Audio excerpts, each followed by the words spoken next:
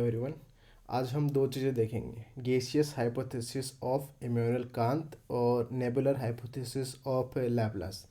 उसको मैं नेबुलर और इसको गैसियस क्यों बोल रहा हूँ, क्योंकि जब इमैनुअल कांत ने ये दिया था गैसियस हाइपोथेसिस, तो जो नेबुला वर्ड था वो आया नहीं, वो आगे जाके नेबुला बोला गया। ठीक है, तो इसको गैसियस हाइपोथेसिस भी बोल सकते हैं और नेबुलर हाइपोथेसिस भी बोल सकते हैं। ठीक है, तो इमैनुअल कांत ने पहले क्या बताया था?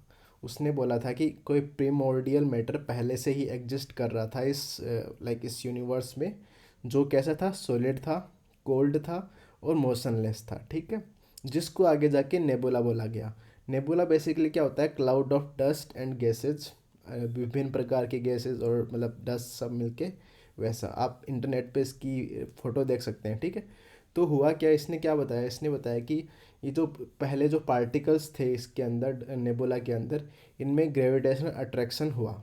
उससे क्या हुआ कि जो उससे ग्रेविटेशनल अट्रैक्शन होने से कोलिजन हुआ। कोलिजन होने से क्या हुआ? पार्टिकल्स के बीच फ्रिक्शनल फोर्स हुआ, और कोलिजन हुआ तो ग्रेविटेशनल अट्रैक्शन से कोलिजन हुआ होगा तो मोशन भी हुआ होगा। जो मोशन था वो था रोटेटरी मोशन। और जो फ्रिक्शनल फोर्स हुई उससे क्या हुआ? टेम्परेचर बहुत ज़्यादा इंक्रीज़ हुआ, बहुत ज़्यादा हाई स्पीड में फ्रिक्शन फोर्स लगी, और टेम्परेचर इंक्रीज होता होता उनकी स्टेट चेंज हो गई। वो सॉलिड्स पार्टिकल्स जो थे उनमें, वो गैसियस पार्टिकल्स में कन्वर्ट हो गए। ठीक है, तो ये घूमता घूमता नेबुला कुछ टाइम में ऐसा होने लग गया। ऐसे घूमता घूमता अंदर की तरफ जो हॉट गैसेस, हल्की गैसेस थी, वो अंदर की तरफ रह गई, और जो भारी पार्टिकल्स थे, जो भारी गैस थी, वो बाहर की तरफ आने लग गई। ठीक है, तो बाद में क्या हुआ? Outer parts of this nebula started condensing, क्योंकि अंदर की तरफ भारी गैस थी, ज़्यादा अट्रैक्शन हुआ होगा, ज़्यादा फ्रिक्शनल फोर्स लग रही थी, तो उस वजह से अंदर की तरफ टेम्परेचर बहुत ज़्यादा हो गया और बाहर की तरफ टेम्परेचर कम हो गया। तो जो बाहर के पार्टिकल्स थे वो कंडेंस होना स्टार्ट हो गए, कूल होना स्टार्ट हो गए। तो उससे क्या होगा? जो कंडेंस होंगे तो आउटर पार्टिकल वो हेवी हो जाएंगे। तो उससे उसके बाद जो आउटर पार्टिकल्स हेवी हो जाएंगे, उससे क्या होगा? Speed of the centre particles and outer particles will become differ, क्योंकि उनका मास डिफरेंट हो जाएगा। और उससे क्या होगा? सेंट्रीफ्यूगल फोर्स ज़्यादा हो जाएगी सेंट्रीपिटल फोर्स से।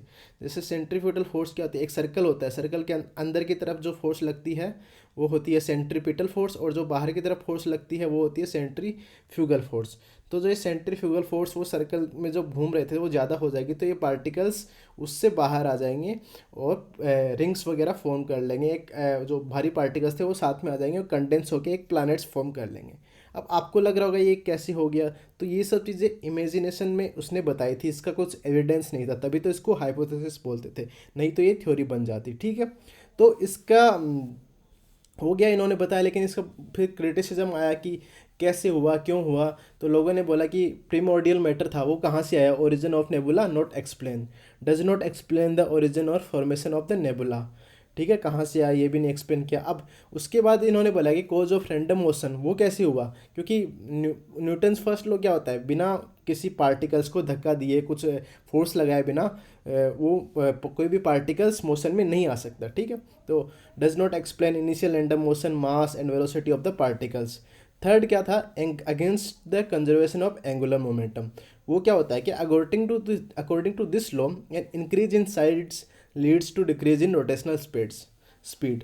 जब पार्टिकल्स थे, जब वो बाहर की तरफ घूम रहे थे और ज़्यादा स्पीड से, तो उनकी रेडियस इंक्रीज हो रही थी। तो रेडियस इंक्रीज होने से क्या होना चाहिए? स्पीड कम होनी चाहिए। लेकिन इसमें ये बोल रहा था कि उनकी रेडियस, मास भी इंक्रीज हो रहा है, रेडियस भी इंक्रीज हो रही है, लेकिन स्पीड भी इंक्रीज हो रही है। स्पीड इंक्रीज नहीं होनी चाहिए थी। इसका एग्जांपल आप इस चीज़ से ले सकते हैं, जब आप अगर हाथ घुमा के, बाहर की तरफ खोल के घूमते हैं और एक हाथ अंदर की तरफ रख के घूमते हैं, जब अंदर की तरफ रख के घूमेंगे तो रेडियस कम होएगी और आप ज़्यादा स्पीड से घूम पाओगे। लेकिन अगर आप हाथ ज़्यादा बाहर की तरफ रख के घूमोगे तो रेडियस ज़्यादा होएगी और आप कम स्पीड से घूम पाओगे। तो ये कंजर्वेशन ऑफ एंगुलर मोमेंटम है। ठीक है, तो ये अपना उसका इमैनुअल कांत का हो गया। इसके बाद जो अपना लेप्लेस था, उसने ज़्यादा कुछ चीज़ें की नहीं, उसने कुछ चीज़ें हटा दी। उसने पहले से ही बोल दिया कि जो नेबुला था वो हॉट था, गैसियस था और पहले से ही मोशन में था, और मोशन भी कैसा था? Rotating motion. उसने पहले वाली चीज़ें हटा दी, ग्रेविटेशनल अट्रैक्शन वगैरह वो सब चीज़ें बताना। उसने बोला कि पहले से ही ऐसा था।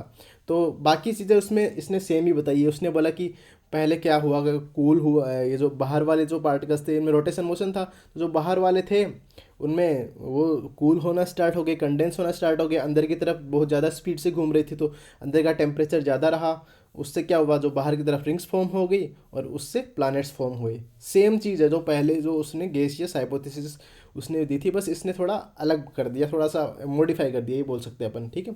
तो इसके भी क्रिटिसिज्म हुआ होगा इसने। अब सेम वही क्रिटिसिज्म अपन बोल सकते हैं, अपन खुद के दिमाग से भी सोच सकते हैं क्या क्या है, क्योंकि ये still it's an like hypothesis, it's imagination, इसका एविडेंस बहुत कम था, मतलब सारी चीज़ें इसकी एविडेंस से प्रूव नहीं हो रही थी। तो इसमें क्रिटिसिज्म अपन देखेंगे तो origin of nebula not explained, hot कैसे था, गैसियस था, सिर्फ नो रिंग ही क्यों फॉर्म हुई, ज़्यादा क्यों नहीं हुई, ये भी अपना बोल सकते हैं हम।